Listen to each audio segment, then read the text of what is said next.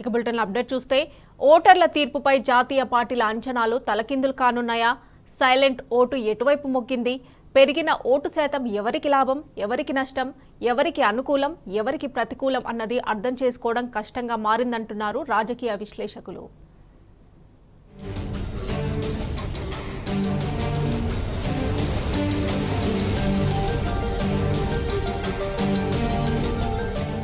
5 నెలల క్రితం రాష్ట్రంలో జరిగిన అసెంబ్లీ ఎన్నికల సందర్భంగా పోలింగ్ కేంద్రాల వద్ద నెలకొన్న పరిస్థితికి సోమవారం నాటి లోక్సభ ఎన్నికలకు ఏమాత్రం పొంతన లేకుండా పోయింది.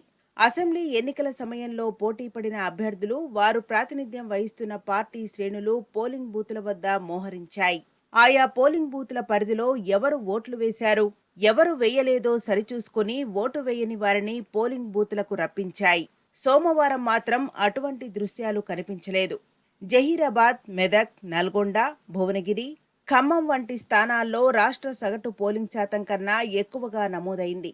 హైదరాబాద్, మల్కాజిగిరి, సికింద్రాబాద్, చేవెళ్ల స్థానాల్లో రాష్ట్ర సగటు కన్నా తక్కువగా రికార్డైంది.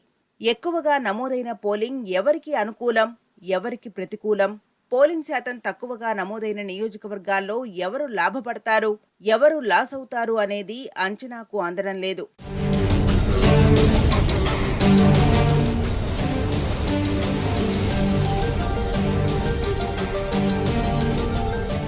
పదిహేడు లోక్సభ నియోజకవర్గాల్లో నమోదైన పోలింగ్ శాతాన్ని బట్టి బరిలో నిలిచిన అభ్యర్థులు ఎవరికి వారు తమదే విజయమని గంభీర ప్రకటనలు చేస్తున్నా లోలోపల అంతుచిక్కని ఉక్కపోతను ఎదుర్కొంటున్నారు.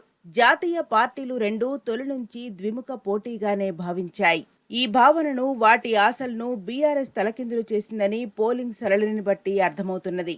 ఫలితాలు ఇలా ఉండొచ్చంటూ విశ్లేషకులు చెబుతున్న సంఖ్యలు వాస్తవానికి ఎంతవరకు దగ్గరగా ఉంటాయన్నది ఆసక్తిగా మారింది. లక్షలాది మంది ఉన్న ఒక్కో నియోజకవర్గంలో 5,000 నుంచి 15,000 మంది ఓటర్లను శాంపిల్ తీసుకొని అదే ఫలితమని చెప్పడం శాస్త్రీయ, వాస్తవిక అంచనా ఎలా అవుతుందని అభ్యర్థులు ప్రశ్నిస్తున్నారు.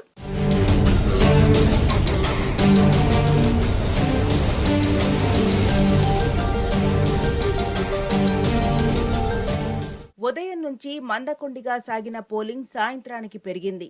6 గంటల సమయానికి రాష్ట్ర వ్యాప్తంగా 65% నమోదైంది.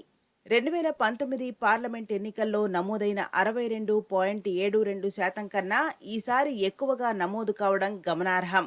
ఈ శాతంలో కొంత మార్పు ఉండే అవకాశమున్నది. లోక్సభ నియోజకవర్గం పరిధిలోని అన్ని పోలింగ్ స్టేషన్ల నుంచి స్ట్రాంగ్ రూమ్లకు ఈవీఎం మిషన్లు వెళ్లే సమయంలో రికార్డైన శాతాన్ని తుది పోలింగ్ శాతంగా చెబుతారు. అందుబాటులో ఉన్న సమాచారం ప్రకారం అది 65%గా ఉంది. జహీరాబాద్, మెదక్, నల్గొండ, భువనగిరి, ఖమ్మం లోక్సభ నియోజకవర్గాల్లో 70%కి పైగా పోలింగ్ నమోదైంది. రాష్ట్ర సగటు కంటే ఎక్కువ పోలింగ్ నమోదైతే అది ప్రభుత్వ వ్యతిరేకతగా మారే అవకాశం ఉందని గత పార్లమెంట్ ఎన్నికల ఫలితాలు నిరూపించాయి. గత పార్లమెంట్ ఎన్నికల్లో 62.72% పోలింగ్ శాతం నమోదు కాగా ఫలితాలు ఆశ్చర్యపరిచాయి.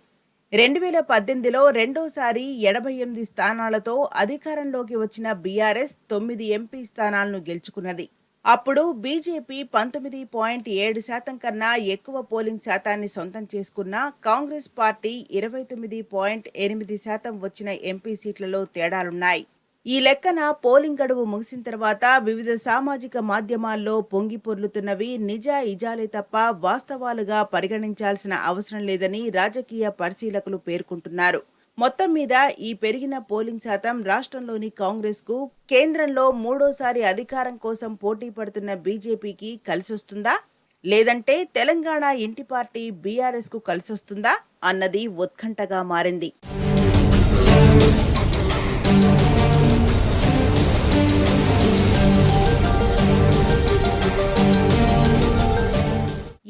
ఎన్నికకు ఓటరు నాడిని అంచనా వేయటం అంత సులువైన పని కాదని పార్లమెంట్ ఎన్నికల పోలింగ్ మరోసారి నిరూపించింది.